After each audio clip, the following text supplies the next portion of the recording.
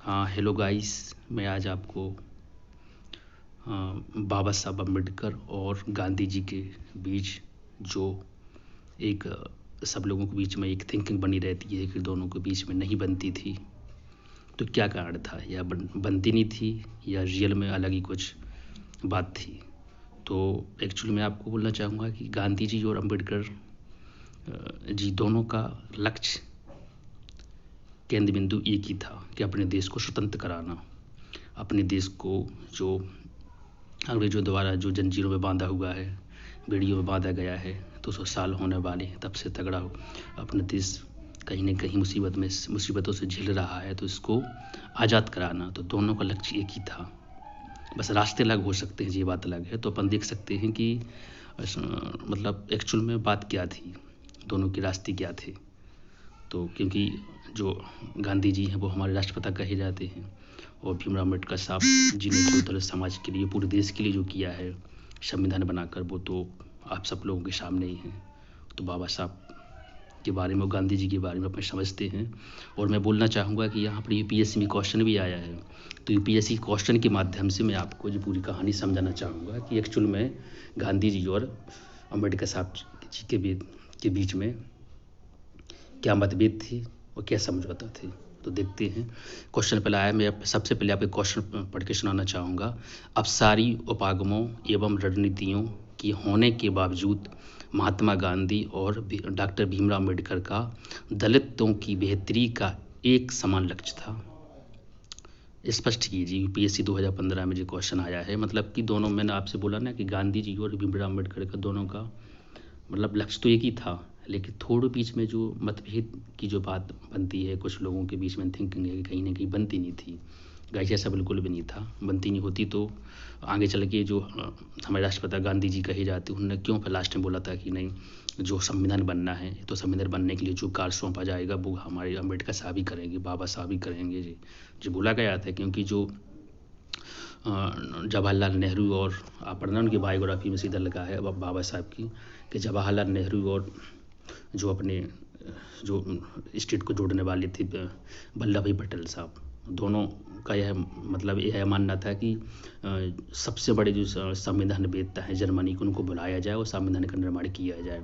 तब गांधी जी ने बोला था, कि यार मतलब जब पूरे 36 से लाकर 40 करोड़ की जनसंख्या उस टाइम पे थी, वो अपना इतना बड़ा देश, वर्ल्ड में कोई क्या सोचेगा कि इंडिया में, भारत में संविधान बनाने के लिए कोई है नहीं है। ये पूरा काम गांधी जी, बाबा साहब को दिया जाए। अम्बेडकर साहब इतने पढ़े लिखे हैं, 4 PhD किए हुए हैं, इनसे पढ़ा लिखा तो आई थिंक पूरी संविधान सभा में कोई भी नहीं होगा, जो संविधान सभा के पहले की बात चल रही थी। तो जी काम गांधी जी ने बाबा साहब को सौंपा था। जो उनकी जी पूरी हूबहू, जो मैंने आपको लाइन बताई है, जो पूरी हूबहू लाइन बाबा साहब की ऑटोबायोग्राफी में लिखी है, उनकी जीवनी में लिखी है। तो चलो देखते हैं इनका बीच मतभेद क्या था, क्या इसमें दोनों में समानताएं थी। तो अपन सीधे डायरेक्ट आंसर पे आते हैं। जब हमारी समक्ष दलित वर्ग की उत्थान का मुद्दा आता है, तो हमारे मस्तिष्क में गांधी एवं अम्बेडकर दोनों की छवि उभरती है। दोनों आज़ादी को दलित वर्ग की दहलीज तक पहुंचाना चाहते थे, यद्यपि उनके सोचने के अंदाज तथा काम करने की पद्धति में अंतर था। इसे निम्नलिखित बिंदुओं के माध्यम से समझा जा सकता है। तो देखते हैं क्या अंतर था। अम्बेडकर दलित वर्ग के उत्थान के लिए आर्थिक पुनर्वितरण को आवश्यक मानते थे। उनका विचार था कि जब तक दलित लोग आर्थिक रूप से स्वावलंबी नहीं होंगे, तब तक वे सामाजिक शोषण से मुक्त नहीं हो सकेंगे। वहीं गांधी जी का मानना था कि अस्पृश्यता की समस्या सामाजिक मुद्दा है, इसलिए सामाजिक मोर्चे पर ही उसका हल ढूंढना चाहिए। तो आप समझ सकते हो क्या है। अब जी आपको लाइन पूरी समय में आ गई होगी। नेक्स्ट पे चलती हैं। उसी तरह अम्बेडकर का मानना था कि दलित वर्ग का उत्थान तभी होगा जब दलित वर्ग में अपने विचारों के प्रति सजगता होगी। परंतु गांधी जी सवर्णों में करुणा का भाव जगाकर दलितों की दशा सुधारना चाहते थे। इसलिए दोनों अपनी सोच तथा अनुभव के आधार पर काम करते थे। नेक्स्ट पे क्या मतभेद थे। एक तरफ अम्बेडकर ने जबरन मंदिर प्रवेश कार्यक्रम में दलित वर्ग का नेतृत्व किया, वहीं गांधी जी ने अछूतों द्वार कार्यक्रम पर बल दिया तथा सवर्णों को अपनी मानसिकता बदलने के लिए प्रोत्साहित किया। आरक्षण के मुद्दे पर गांधी जी तथा अम्बेडकर के दृष्टिकोण में मतभेद था। गांधी जी आरक्षण को स्थायी विषमता उत्पन्न करने वाला कारक मानते थे, वहीं अम्बेडकर दलित वर्ग के उत्थान के लिए आरक्षण को आवश्यक मानते थे। मतलब कि गांधी जी बोलते थे कि जो आरक्षण है वो स्थायी नहीं होना चाहिए। आगे चले के यदि इनमें लोगों में सुधार आ जाएगा और इनकी जो कंडीशन अब स्ट्रॉन्ग हो जाएगी तो फिर आगे चले के हटाना चाहिए। मतलब कि ये नेगेटिव मानते थे, फिलहाल में तो देना चाहिए क्योंकि उनकी जो स्थिति उनको सुधारने के लिए हम लोगों को कुछ ना कुछ करना चाहिए। लेकिन नहीं, अम्बेडकर साहब मानते थे वहीं अम्बेडकर दलित वर्ग के उत्थान के लिए आरक्षण को आवश्यक थे। बाबा साहब की जो बात थी आगे चले के वो संविधान में रखी भी गई, जो लाइन आगे लिखी भी है। अम्बेडकर के इस दृष्टिकोण को अंततः संविधान में जगह मिली। बिल्कुल बात सही है। आपको पता है आपसता की जो बात कही 17 आर्टिकल में है, तो वो कहीं ना कहीं सबसे पहले उसको क्यों रखा गया था? जो मौलिक अधिकार होते हैं, मौलिक अधिकार का जो पहला मौलिक अधिकार स्टार्ट होता है उसमें रखा गया है। 14 से लेकर 18 के बीच में 17 मिलता है। वो थोड़ा और देखते हैं लास्ट में। अतः अंत में अम्बेडकर एक बुद्धिजीवी थे तथा उन्होंने दलित उत्थान के मुद्दे पर संसद, संविधान सभा एवं अन्य प्रकार के राजनीतिक मंचों पर अकादमिक बहस छेड़ी।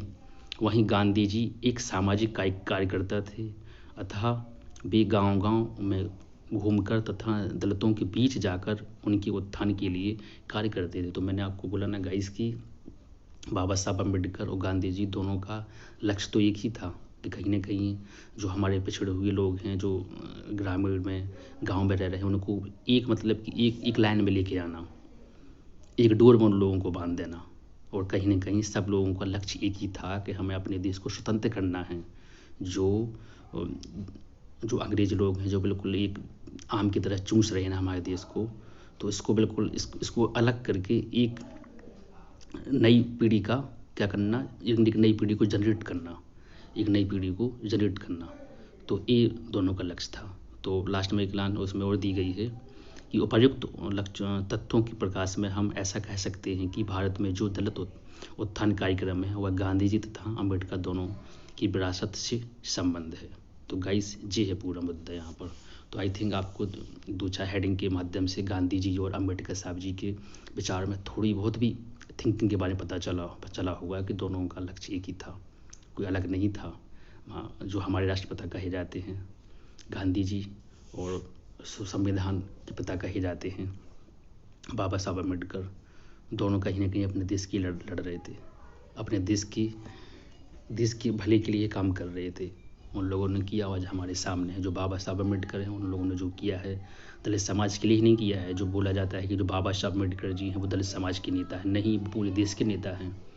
जो आज संविधान जो बनाया है, संविधान के बारे में जो लिखा है, 10 से 11 देशों का अध्ययन किया है, और जो उसमें जो इम्पोर्टेंट चीज़ें डाली हुई हैं वो आज दलित समाज के लिए काम में नहीं आ रही, वो सब पूरे देश के लिए काम में आ रही हैं, और जिसके ऊपर हम लोग चल रहे हैं। मतलब मैं आपसे बोलना चाहूँगा कि जहाँ पर धर्म और संविधान देश की बात आएगी ना, तो वहाँ पर सबसे पहले अपना राष्ट्र होगा, ना कि धर्म होगा। और राष्ट्र में सबसे प्रमुख क्या है? संविधान होगा। तो आप समझ सकते हो कि संविधान को सबसे पहले पूजा जाएगा। तो गाइस बस इस छोटे शब्दों में मैंने आपको गांधी जी और अम्बेडकर साहब के सोच के बारे में बताना चाहा। बस इस वीडियो को मैं एंड करता हूँ। नेक्स्ट एपिसोड में फिर से मिलेंगे नई वीडियो के साथ। जय हिंद, जय भारत।